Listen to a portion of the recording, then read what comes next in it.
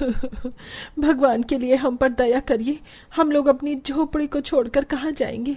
Sir छुपाने के लिए हमारे पास इस झोपड़ी के अलावा और कोई सहारा नहीं है।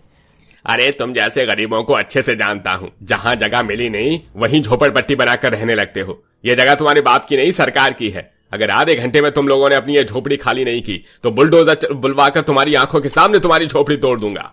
अरे हम पर न सही, कम से कम मेरी पत्नी पर तो तरस खाइए। वो 8 महीने की गर्भवती है। ऐसी हालत में हम उसे कहाँ लेकर जाएंगे साहब?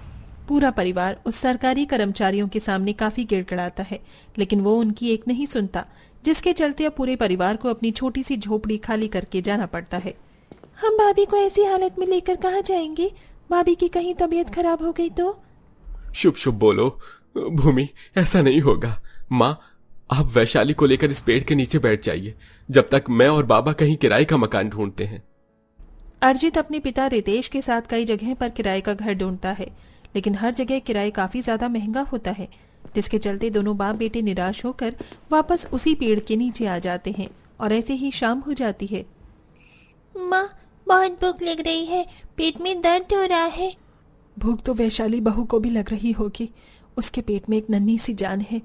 अर्जित बेटा, अगर तेरे पास कुछ पैसे हो तो बहू और मेको के लिए कुछ ले आ। अर्जित अपनी जेब में हाथ डालकर देखता है तो उसे सिर्फ 20 रुपए का एक पुराना सा नोट मिलता है। अर्जित उस 20 रुपए में बड़ी मुश्किल से 2 समोसे ला पाता है और उन 2 समोसों को ही आपस में बांटकर सारा परिवार खा लेता है और उस पेड़ के नीचे ही सो जाता है। लेकिन जैसे ही आधी रात होती है तो कुछ कुत्ते आकर उन सब पर भौंकने लगते हैं, जिसके चलते सभी लोग काफी डर जाते हैं। हे भगवान, ये कुत्ते कहाँ से आ गए? बेटा जल्दी से भगाओ इनको। दादी माँ, मुझको कुत्तों से बहुत डर लग रहा है, ये मुझे काट लेंगे। अर्जित पास पड़े पत्थरों को उन कुत्तों पर फेंक कर उन्हें वहां से भगा देता है। अर्जित बेटा, ज्यादा देर हम लोगों को इस तरह बाहर रहना ठीक नहीं है। वो तो अच्छा हुआ कि मेरी आंख खुल गई, वरना अगर ये कुत्ते अचानक हम में से किसी पर हमला कर देते तो हमें जल्द से जल्द सर छुपाने के लिए कोई जगह ही ढूंढनी होगी।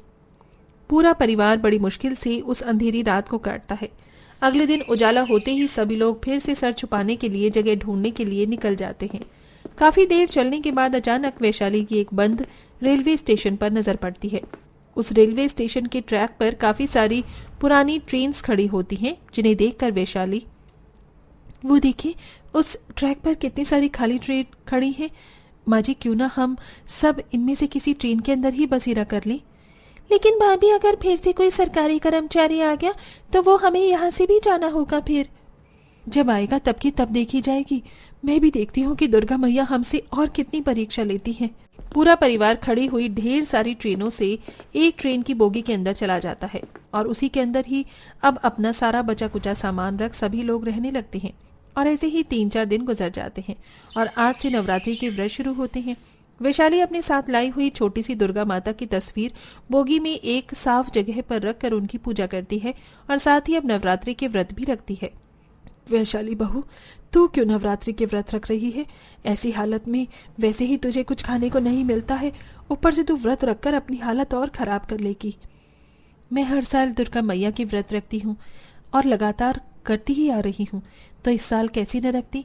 मुझे विश्वास है मेरी दुर्गा मैया सब कुछ ठीक कर देंगी। 8 महीने की गर्भवती वैशाली सच्चे मन और श्रद्धा से इस साल भी नवरात्रि के पूरे नवरात्र रखने की ठान लेती है। लेकिन ये 9 व्रत करना वैशाली के लिए इतना भी आसान नहीं था। कभी कभी तो व्रत में वैशाली चक्कर खाकर बेहोश हो जाती। हे भगवान, ये भाभी को क्या हुआ? मना किया था हमने इन्हें कि व्रत मत रखिए, लेकिन इन्होंने हमारी एक नहीं सुनी। बुआ, माँ को क्या हुआ? माँ मुझे छोड़कर चली गई क्या? बुआ बोलो ना। सारा परिवार वैशाली को काफी समझाता है, लेकिन वैशाली किसी की एक नहीं सुनती और दिन रात दुर्गा मैया से अपने परिवार की स्थिति को ठीक करने के लिए प्रार्थना करती रहती है। और ऐसे ही कुछ दिन और गुजर जाते हैं। सुनिए जी, कल कन्या पूजन का दिन है और मैं घर में कन्या पूजन के भोजन के लिए कुछ भी सामान नहीं लाई। क्या आप थोड़ा सा आटा, सूजी और छोले ला देंगे? वैशाली, मेरे पास तो इस वक्त बिल्कुल भी पैसे नहीं है, लेकिन मैं सेठ से बात करता हूँ। अगर उन्होंने दे दिए तो मैं आते हुए सामान ले आऊंगा। सेठ से पैसे मांगने पर सेठ अर्जित को मुश्किल से 100 रुपए ही देता है और उन 100 रुपए में ही अर्जित कन्या पूजन का थोड़ा बहुत ही सामान ला पाता है। हे दुर्गा मैया, ये तो बहुत कम सामान है। इतने कम सामान में मैं 9 कन्या को कैसे खिलाऊंगी? दुर्गा मैया, अब तुम ही मेरी सहायता करो। अगले दिन वैशाली उन्हीं थोड़े सामानों के साथ कन्या पूजन का भोजन बनाती है और सबसे पहले दुर्गा मैया की पूजा कर उन्हें भोग लगाती है। सुनिए जी, कन्या पूजन का सारा भोजन बन गया है, अब आप जल्दी जाकर कन्याओं को ले आइए। अर्जित और भूमि कन्या पूजन के लिए कन्याओं को बुलाने के लिए जाते हैं, लेकिन उनके ट्रेन की बोगी में रहने की वजह से कोई भी अपने बच्चों को उनके कन्या पूजन में नहीं भेजता। हम पागल दिखाई दे रहे हैं क्या तुम लोगों को? हाँ, जो अपने बच्चों को उस बोगी में कन्या पूजन के लिए भेजेंगे? जाओ यहाँ से।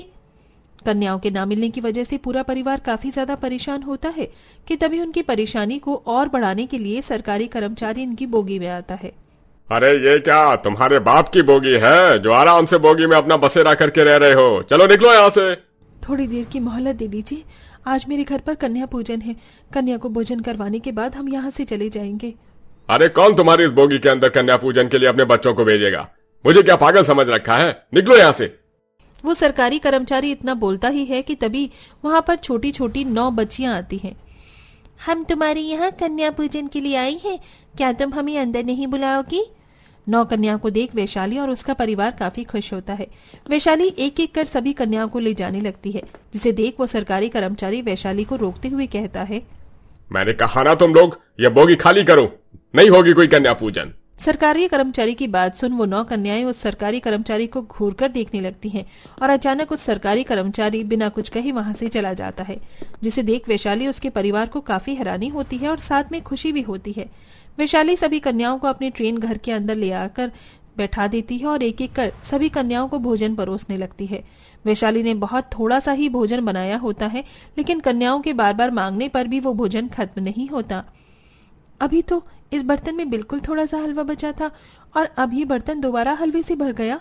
लगता है ये माता रानी का ही कोई चमत्कार है।